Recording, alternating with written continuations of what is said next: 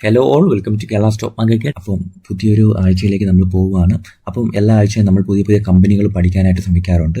അപ്പം ഇന്ന് നമ്മൾ പഠിക്കാനായിട്ട് എടുത്തിരിക്കുന്ന company Indraprastha medical corporation limited എന്ന് പറഞ്ഞ കമ്പനിയാണ്. അപ്പോൾ വീഡിയോയിലേക്ക് പോകുന്നതിന് മുന്നേ ആദ്യം തന്നെ ഒരു കാര്യം പറയട്ടെ.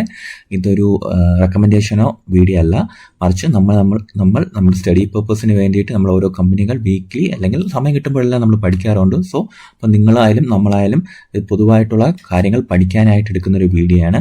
സോ ഇതൊരു റെക്കമെൻഡേഷൻ ആയിട്ട് കണക്കാക്കരുത്. നിങ്ങൾ നിങ്ങളുടെ സ്റ്റഡി പർപ്പസിന് വേണ്ടിയിട്ട് ഇതേപോലത്തുള്ള കമ്പനികൾ ഉപയോഗിക്കുക. എന്തെങ്കിലും ഡൗട്ട്സ് ഉണ്ടെങ്കിൽ നമ്മളോട് കേൾക്കുക. ഓക്കെ, അപ്പോൾ ഇത് റെക്കമെൻഡേഷൻ വീഡിയോ ആയിട്ട് കണക്കാക്കാതെ നമുക്ക് ഒരു സ്റ്റഡി പർപ്പസ്, നമുക്കൊരു എഡ്യൂക്കേഷണൽ മൈൻഡോടെ മുമ്പോട്ട് പോകാം. ഓക്കെ, അപ്പോൾ നമ്മളിന്ന് പഠിക്കാൻ പോകുന്ന കമ്പനിയുടെ പേര് ഞാൻ പറഞ്ഞിട്ടുണ്ട്. ഇന്ദ്രപ്രസ്ഥ മെഡിക്കൽ കോർപ്പറേഷൻ ലിമിറ്റഡ് എന്നാണ് പേര്. കമ്പനിയുടെ മാർക്കറ്റ് ക്യാപ്പ് നോക്കുകയാണെങ്കിൽ 5200 കോടിയാണ് മാർക്കറ്റ് ക്യാപ്പ് ഉള്ളത്. നിലവിൽ മാർക്കറ്റ് ട്രേഡ് ചെയ്യുന്നത് 567 രൂപയിലാണ് വെള്ളിയാഴ്ച ട്രേഡ് ക്ലോസ് ചെയ്തേക്കുന്നത്. ആൻഡ് ഇതിൻ്റെ ബുക്ക് വാല്യൂ നോക്കുകയാണെങ്കിൽ 65 രൂപയും ഡിവിഡൻഡ് yield 0.79% ഉണ്ട്. സോ ROCE 39.1%, ROE 30%ആണ് നിലവിൽ സ്ക്രീനുകളിൽ കാണിക്കുന്നത്. സോ ഈ കമ്പനിയുടെ കുറച്ച് ഫണ്ടമെന്റൽസും ആൻഡ് കമ്പനിയുടെ ബിസിനസ് എന്താണെന്ന് മനസ്സിലാക്കിയ ശേഷം നമുക്ക് സ്ഥിരം പോകുന്ന പോലെ ചാർട്ടിലേക്ക് പോകാം. ഓക്കെ, അപ്പോൾ 1988 ഈ കമ്പനി, അല്ലെങ്കിൽ ഈ ഒരു കോർപ്പറേഷൻ ആയിട്ടാണ് നമ്മൾ വായിച്ചു കാണും, മെഡിക്കൽ കോർപ്പറേഷൻ ലിമിറ്റഡ് എന്നാണ് എഴുതിയിരിക്കുന്നത്. അത് എന്തുകൊണ്ടാണെന്ന് ഞാൻ കാര്യം പറഞ്ഞുതരാം. 1988 നമ്മുടെ അപ്പോളോ ഹോസ്പിറ്റൽ എന്റർപ്രൈസസും ഡൽഹി ഗവൺമെന്റുമായിട്ട് ചേർന്ന് നടത്തുന്ന ഒരു ജോയിന്റ് വെഞ്ചറാണ് ഇന്ദ്രപ്രസ്ഥ മെഡിക്കൽ കോർപ്പറേഷൻ. ഇൻട്രസ്റ്റിംഗ് ആയിട്ട് തോന്നണല്ലേ? അതായത് ഒരു പ്രൈവറ്റ് ഫേമും ഒരു ഡൽഹി ഗവൺമെന്റിന്റെ ഒരു ജോയിന്റ് വെഞ്ചർ ആയിട്ടുള്ള ഒരു ഫേം. അതൊരു നല്ലൊരു കൺസെപ്റ്റാണ്. 52 സ്പെഷ്യാലിറ്റി ഡിപ്പാർട്ട്മെന്റ്സും ഇവർ ഇന്ദ്രപ്രസ്ഥ മെഡിക്കൽ കോർപ്പറേഷന്റെ കീഴിലുണ്ട്. ഓക്കെ, അപ്പൊ നമുക്ക് ഇതിൽ കീ പോയിന്റ്സ്, അറിഞ്ഞിരിക്കേണ്ട കാര്യങ്ങൾ എന്തൊക്കെയാണെന്ന് ജസ്റ്റ് ഒന്ന് നോക്കിയ ശേഷം നമുക്ക് ഫിനാൻഷ്യൽസിലേക്ക് പോകാം. അപ്പോൾ നമ്മുടെ അപ്പോളോ ഹോസ്പിറ്റൽ 22%, സ്റ്റേറ്റ് ഗവൺമെന്റ് 26% ഈ കമ്പനിയിൽ ഹോൾഡ് ചെയ്യുന്നുണ്ട്. അത് കമ്പനി എന്ന് പറയുമ്പോൾ ഒരു കോർപ്പറേഷൻ ആയിട്ടാണ് രജിസ്റ്റർ ചെയ്തിരിക്കുന്നത്. ആൻഡ് NCRൽ 2 ഫെസിലിറ്റീസ് ഇവർക്കുണ്ട്. അതായത് ഡൽഹിയിൽ 718 ബെഡ് ഫെസിലിറ്റി എന്ന് പറയുമ്പോൾ അറിയാലോ, അത്യാവശ്യം വലിയൊരു ഹോസ്പിറ്റൽ ഫെസിലിറ്റിയാണ് ഇന്ദ്രപ്രസ്ഥ മെഡിക്കൽ കോർപ്പറേഷൻ എന്ന് പറയുന്നത്. ആൻഡ് ഒരു 46 ബെഡ് ഫെസിലിറ്റി അവർക്ക് നോയിഡയിൽ 2006 തുടങ്ങിയിട്ടുണ്ട്. സോ 2 സ്ഥാപനങ്ങളായിട്ട് അവർ നടത്തുന്നുണ്ട്. ഓക്കെ, പിന്നെ നമ്മൾ നോക്കേണ്ടതെന്ന് ഇവിടെ സർവീസസ് എന്ന് പറയുന്നത് 52 സ്പെഷ്യാലിറ്റീസ് ഉണ്ട്. അതായത് ഡിപ്പാർട്ട്മെന്റ്സ് അവർക്ക് 52 വളരെ സ്പെഷ്യാലിറ്റി ഡിപ്പാർട്ട്മെന്റ്സ് അവർ നടത്തുന്നുണ്ട്. Including anaesthesia, cardiology, cardiac surgery, cancer ഉണ്ട്, paediatrics, critical care, emergency care, അതായത് ആക്സിഡന്റോ അങ്ങനത്തെ എന്തെങ്കിലുമൊക്കെ ഉണ്ടായാലുള്ള അതാണ് പറയുന്നത് കാഷ്വാലിറ്റി ബേസ് ആയിട്ടുള്ള. പിന്നെ foetal medicine, gastroenterology, hepatology, obstetrics, gynaecology, IVF, liver, kidney transplant എന്ന് പറയുന്നത് വളരെ ഇമ്പോർട്ടന്റ് ആയിട്ടുള്ള ഒരു കാര്യമാണ്. എല്ലാ ഹോസ്പിറ്റൽസിനും ഒന്നും അത് ചെയ്യാൻ കഴിയില്ലല്ലോ. കുറച്ചും കൂടെ ഫെസിലിറ്റീസും റിസർച്ചും ഒക്കെ ഉള്ള ഹോസ്പിറ്റൽസിന് മാത്രമേ ഇത്ര സോഫിസ്റ്റിക്കേറ്റഡ് ആയിട്ടുള്ള ഓപ്പറേഷൻസ് നടത്താനുള്ള കഴിയത്തുള്ളൂ. മെറ്റോളജി, spine surgery, urology etcetera. So ഒരു ഹോസ്പിറ്റൽസിന് വേണ്ട സ്പെഷ്യാലിറ്റി ആയിട്ടുള്ള എല്ലാ ഡിപ്പാർട്ട്മെന്റ്സും ഇവർക്കുണ്ട്. ആൻഡ് അതിൽ ഇവർ വളരെ സക്സസ്ഫുൾ ആണെന്നുള്ളതാണ് കാര്യം. പിന്നെ ഇവരുടെ സ്പെഷ്യാലിറ്റി ഹോസ്പിറ്റലിൽ അറിയപ്പെടുന്നത് നമുക്കറിയാം, ഓരോ ഹോസ്പിറ്റൽസും ഓരോ രീതിയിലായിരിക്കും അറിയപ്പെടുന്നത്. ഇന്ന സ്പെഷ്യാലിറ്റി, അതായത് നമുക്കറിയാം ഓരോ ഹോസ്പിറ്റൽസിന് പേര് ഞാൻ പറയുന്നില്ല. പ്രൈവറ്റ് ഹോസ്പിറ്റൽസ് പറയുമ്പോഴത്തേക്ക് നമുക്ക് പൊതുവായൊരു ധാരണ കാണാം, ഇന്ന ഡിപ്പാർട്ട്മെന്റ് അല്ലെങ്കിൽ ഇന്ന ഡോക്ടേഴ്സ് അവിടെ നല്ലതാണ്, കാർഡിയോളജി ഡോക്ടർ ആണെങ്കിൽ ഇന്ന ഹോസ്പിറ്റലിൽ പോകണം, അങ്ങനെയുള്ള ഒരു ധാരണ നമുക്ക് പൊതുവായിട്ടില്ലേ. സോ അവർക്ക് നോക്കുകയാണെങ്കിൽ ട്രാൻസ്പ്ലാന്റേഷനും കാർഡിയോളജി, ഓങ്കോളജി, ന്യൂറോളജി, ഓർത്തോപീഡിക് ഇങ്ങനത്തെ കാര്യങ്ങളിൽ അവർക്ക് കുറച്ചും കൂടെ പേര് പൊതുജനങ്ങൾക്കിടയിൽ ഉണ്ടെന്നാണ് പറയാം. ഓക്കെ, പിന്നെ അവർക്ക് ഇഷ്ടംപോലെ ക്ലിനിക്കൽ പ്രോഗ്രാംസ്, അതായത് ക്ലിനിക്കൽ പ്രോഗ്രാംസ് ആൻഡ് റിസർച്ച്, അതാണ് നമ്മൾ ഏറ്റവും കാര്യം ശ്രദ്ധിക്കേണ്ടത്. ഒരു ഹോസ്പിറ്റലായ അല്ലെങ്കിൽ ഒരു ഫെസിലിറ്റി ആയ അവർക്ക് റിസർച്ച് വേണം, ആൻഡ് ക്ലിനിക്കൽ പ്രോഗ്രാംസ് റൺ ചെയ്യണം. R&D, റിസർച്ച് ഉണ്ടാവണം, ഡെവലപ്മെന്റ് ഉണ്ടാവണം. സോ 2023 ക്ലിനിക്കൽ പ്രോഗ്രാംസ് അവർ ഇൻട്രൊഡ്യൂസ് ചെയ്തിട്ടുണ്ട്. സ്ട്രക്ചറൽ ഹെർട്ട് ഡിസീസിനും minimally invasive and robotic cardiac surgeries, അതായത് ഹെർട്ട് സർജറീസും കാർഡിയാക് സർജറീസും ഒരു മനുഷ്യനെ കാട്ടി ഒരു റോബോട്ടിക് സർജറീസ് ഡെവലപ്മെന്റ് ചെയ്യുന്ന കാര്യത്തിൽ 2023 തന്നെ അവർ ഏകദേശം നല്ല രീതിയിൽ മുൻപോട്ട് വന്നിട്ടുണ്ട്. പിന്നെ ലെഡ്ലെസ് പേസ് മേക്കേഴ്സ്, കാർഡിയോളജിസ്റ്റിലേക്ക് കാർഡിയാക് MRI, അനീഷ്യ, gastroenterological procedures in third space endoscopy. ഇത് ഹോസ്പിറ്റൽ ടേംസ് ആണ്. നമ്മൾ മനസ്സിലാക്കേണ്ടത് അവർക്ക് ഇങ്ങനത്തെ പുതിയ നൂതനമായ സാങ്കേതിക വിദ്യകൾ അവർ ഉപയോഗിക്കുന്നുണ്ടെന്നുള്ള കാര്യം വളരെ പോസിറ്റീവായിട്ട് ഇന്ദ്രപ്രസ്ഥ മെഡിക്കൽ കോർപ്പറേഷന്റെ കാര്യത്തിൽ നമുക്ക് കാണാം. പിന്നെ പേഴ്സണലൈസ്ഡ് ഹെൽത്ത് ചെക്ക് പ്രോഗ്രാംസ് അവർ നടത്തിയിട്ടുണ്ട്. അതായത് കമ്പനി ഒരു അപ്പോളോ പ്രോ ഹെൽത്ത് എന്ന് പറഞ്ഞ ഒരു പ്രോഗ്രാം ഇന്ദ്രപ്രസ്ഥ മെഡിക്കൽ കോർപ്പറേഷനുമായിട്ട് ചേർന്ന് നടത്തിയിട്ടുണ്ട്. അതിന്റെ ഒരു ഉദ്ദേശം തന്നെ എന്താണെന്ന് പറഞ്ഞു കഴിഞ്ഞാൽ, ഏർലി സ്റ്റേജിൽ തന്നെ അസുഖം വരാനുള്ള ഏർലി സ്റ്റേജുകളിൽ തന്നെ ഹെൽത്ത് റിസ്കുകൾ മനസ്സിലാക്കി, അതായത് cardiac ailments, diabetics diabetes, stroke, COPD, obesity, hypertension, asthma ഇങ്ങനെയുള്ള പല രോഗങ്ങളും ആദ്യം, അതായത് പ്രീ ഹെൽത്ത് ചെക്കപ്പിലൂടെ കണ്ടുപിടിക്കാനായിട്ടുള്ള ഒരു വലിയ പ്രോഗ്രാമാണ് അപ്പോളോ പ്രോ ഹെൽത്ത് പ്രോഗ്രാം എന്ന് പറയുന്നത്. അത് ഇന്ദ്രപ്രസ്ഥ മെഡിക്കൽ കോർപ്പറേഷൻ്റെ കീഴുമായിട്ട് ചേർന്ന് അവർ നല്ല രീതിയിൽ നടത്തിക്കൊണ്ട് പോകുന്നുണ്ട്. അത് വളരെ സക്സസ്ഫുൾ ആയിട്ട് തന്നെ കൊണ്ടുപോകുകയാണ്. സോ അതൊരു എന്താ പറയുക, വളരെ ഇമ്പോർട്ടൻറ്റ് കാര്യമാണ് പ്രോ ഹെൽത്ത് പ്രോഗ്രാം എന്ന് പറയുന്നത്. നമ്മുടെ ലൈഫിൽ നമ്മളായാലും ശരി ഇങ്ങനത്തെ പ്രോഗ്രാംസ് അറ്റൻഡ് ചെയ്യേണ്ടതും എന്തെങ്കിലും അസുഖങ്ങളുണ്ടെങ്കിൽ ഏർലി ഐഡന്റിഫൈ ചെയ്യേണ്ടതും ഇമ്പോർട്ടൻ്റ് ആണ്. സോ ആ ഒരു മേഖലകളിൽ ഇന്ദ്രപ്രസ്ഥ മെഡിക്കൽ കോർപ്പറേഷൻ വളരെ മുൻപോട്ട് പോയിട്ടുണ്ട്. ഓക്കെ, പിന്നെ അവരുടെ ഒരു ഫോക്കസ് ഏരിയ എന്ന് പറഞ്ഞ് കൊടുത്തിരിക്കുന്നത് nurturing and enabling growth of centres. അതായത് ഇങ്ങനത്തെ എന്താ പറയുക റിസർച്ച് സെന്റേഴ്സും അതായിട്ട് അസുഖങ്ങളുമായിട്ട് ബന്ധപ്പെട്ട കാര്യങ്ങളിലെ റിസർച്ചും അവർ ഫോക്കസ് ചെയ്ത് അവർ അതിൽ റിസർച്ച് നടത്തി പുതിയ ഡെവലപ്മെന്റ്സും പുതിയ ട്രീറ്റ്മെന്റ് രീതികളെല്ലാം കൊണ്ടുവരാൻ നോക്കുന്നുണ്ട്. Okay, with focus mainly focus ചെയ്യുന്നത് കാർഡിയക് സയൻസിലും ന്യൂറോ സയൻസിലും ഓർത്തോപീഡിക്സിലും ഓങ്കോളജി, ട്രാൻസ്പ്ലാന്റ്സും emergency critical care and preventive health. അപ്പോൾ ഈ മേഖല പ്രിവെന്റീവ് ഹെൽത്ത് എന്ന് പറയുമ്പോൾ അറിയാമല്ലോ. അപ്പോൾ ഈ മേഖലകളിൽ നമ്മൾ സംസാരിച്ച കാര്യം തന്നെയാണ്. അവർ മുൻപോട്ട് വരാൻ വളരെയധികം റിസർച്ചും കാര്യങ്ങളൊക്കെ ഉണ്ട്. പിന്നെ അവർക്ക് ഇഷ്ടംപോലെ ഇന്റർനാഷണൽ പേഷ്യൻസ് ഉണ്ട്. അതായത് joint commission of international USA ആയിട്ട് ബന്ധപ്പെട്ട് നടക്കുന്ന ഇന്റർനാഷണൽ ഹെൽത്ത് കെയർ ക്വാളിറ്റി സ്റ്റാൻഡേർഡുമായിട്ടൊക്കെ നിലനിൽക്കുന്നുണ്ട്. Means international health care quality standards നിലനിർത്തുന്നത് കൊണ്ട് തന്നെ അവർക്ക് ഒരുപാട് ഇന്റർനാഷണൽ പേഷ്യൻസ് ഇതുണ്ട്. അതായത് നിങ്ങൾ കേട്ടിട്ടുണ്ടായിരിക്കാം ഹെൽത്ത് ടൂറിസം എന്ന് പറഞ്ഞ ഒരു സെഗ്മെന്റ് തന്നെയുണ്ട് ഇന്ത്യയിൽ. അതായത് ആഫ്രിക്കയിൽ നിന്നും മറ്റ് US എന്നുള്ള ഒരുപാട് പേഷ്യൻസ് ഇന്ത്യയിൽ വന്ന് ട്രീറ്റ്മെന്റ് എടുക്കുന്നുണ്ട്. എന്തുകൊണ്ടായിരിക്കും? അതായത് US പോലുള്ള കൺട്രീസിലെ ഹെൽത്ത് കെയർ കോസ്റ്റ് ഭയങ്കരമാണ്.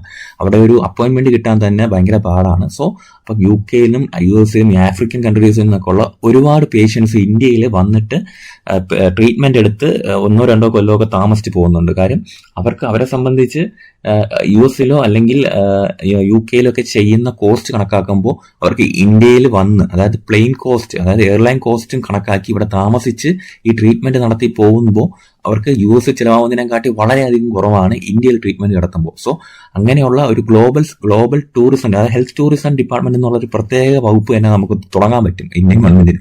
കാര്യം അത്രയ്ക്കധികം യൂറോപ്യൻസ് ആയാലും അമേരിക്കൻസ് ആയാലും ഇന്ത്യയിൽ വന്ന് ട്രീറ്റ്മെന്റ് നടത്തി പോകുന്നുണ്ട്. സോ അങ്ങനത്തെ ഉള്ള അവസ്ഥയിൽ ഒരു ഇന്റർനാഷണൽ അക്രഡിറ്റേഷൻ ഉള്ള ഒരു ഹോസ്പിറ്റൽ എന്ന നിലയിൽ ഇന്ദ്രപ്രസ്ഥ മെഡിക്കൽ കോർപ്പറേഷന് ഇനിയും ഏറെ മുൻപോട്ട് പോകാൻ പറ്റുമെന്നാണ് എനിക്ക് പറയാനുള്ളത്. ഓക്കെ, അപ്പോൾ നമുക്കവിടെ ഫിനാൻഷ്യൽസിൽ ജസ്റ്റ് ഒന്ന് നോക്കാം.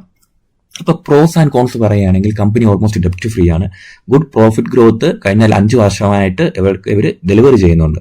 റിട്ടേൺ ഓൺ ഇക്വിറ്റി നോക്കുകയാണെങ്കിൽ വളരെ നല്ലതാണ്. ഡിവിഡൻഡ് പേ ഔട്ടും ഉണ്ട്. നല്ല രീതിയിൽ ഡിവിഡൻഡ് കൊടുക്കുന്ന ഒരു കമ്പനിയാണ്. ഓക്കെ, പിന്നെ ഇവർക്ക് ഒരുപാട് കോമ്പറ്റീറ്റേഴ്സ് ഉണ്ട്. മാക്സ് ഹെൽത്ത് കെയർ അല്ലെങ്കിൽ Fortis health, global health, Narayana ഹൃദയ, ആസ്റ്റർ DM ഇങ്ങനെ പറയുന്ന കിംസ് ഇങ്ങനെ പറയുന്ന പല കമ്പനികളും ഇനിയുള്ള കാലങ്ങളിൽ കോമ്പറ്റീറ്റേഴ്സ് ആയിട്ട് മുൻപോട്ട് വരും. സോ അത് ഇതിന്റെ ഭാഗമാണ്. ഹോസ്പിറ്റൽ ഫീൽഡ് എന്ന് പറയുമ്പോൾ കോമ്പറ്റീറ്റേഴ്സ് എന്തായാലും ഉണ്ടാവുമല്ലോ. സോ നമുക്കൊരു ക്വാർട്ടർലി റിസൾട്ട് പരിശോധിക്കുകയാണെങ്കിൽ ഈ ജൂൺ മാസത്തിൽ വന്നതിൽ 365 കോടിയാണ്. കഴിഞ്ഞ പ്രാവശ്യം 334 കോടിയായിരുന്നെങ്കിൽ സെയിൽസ് മാർച്ചിന് അത് 365 കോടിയായിട്ട് ഇൻക്രീസ് ചെയ്തിട്ടുണ്ട്. അവരുടെ കഴിഞ്ഞ കുറെ കാലത്തെ സെയിൽസ് നോക്കുകയാണെങ്കിൽ അത് ഗ്രാജുവൽ ഇൻക്രീസ് ആണ്. വളരെ ചുരുക്കം സമയത്തെ കുറഞ്ഞിട്ടുള്ളൂ. ഓക്കെ, ഗ്രാജുവൽ ഇൻക്രീസ് അവരുടെ സെയിൽസിലുണ്ട്. ജൂൺ 2022 തൊട്ട് ഈ 2025 ജൂണിലേക്ക് നോക്കുമ്പോഴത്തേക്ക് അവർക്ക് സെയിൽസ് അവർ ഗ്രാജുവലി കൂട്ടിയിട്ടുണ്ട്. ഓക്കെ, അത് നല്ലൊരു കാര്യമാണ്.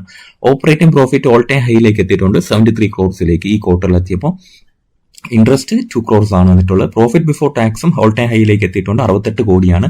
നെറ്റ് പ്രോഫിറ്റ് നോക്കുമ്പോൾ അതും ഓൾ ടൈം ഹൈ ആണ്, 51 crores എത്തിയിട്ടുണ്ട്. സോ അവരുടെ 2022 തൊട്ടുള്ള കണക്ക് നോക്കുമ്പോൾ ഹൈ ആണെന്നാണ് ഞാൻ പറയുന്നത്. ഓക്കെ, സെയിൽസ് നോക്കാം. സെയിൽസ് എന്ന് പറയുമ്പോഴത്തേക്ക് മാർച്ചിലാകുമ്പോഴത്തേക്ക് 1356 കോടിയാണ്. കഴിഞ്ഞ മാർച്ചിലായിരുന്നപ്പോൾ 1245 കോടിയിൽ നിന്നും 1356 കോടിയിലേക്ക് ഗ്രാജുവലി ഇൻക്രീസ് ചെയ്തിട്ടുണ്ട്. അതൊരു പോസിറ്റീവ് ആയിട്ടുള്ള ഒരു കാര്യമാണ്.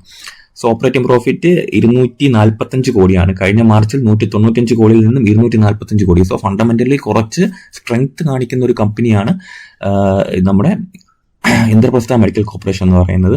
ഇവിടുത്തെ പ്രോഫിറ്റ് ബിഫോർ ടാക്സും ഹൈ ആണ് കേട്ടോ, നല്ല ഹൈ ആണ്. ഓൾ ടൈം ഹൈയിലേക്ക് എത്തിയിട്ടുണ്ട്, 216 crores ആണ്. സോ എത്രയും സ്ട്രെങ്ത് ആണെന്ന് നോക്കി.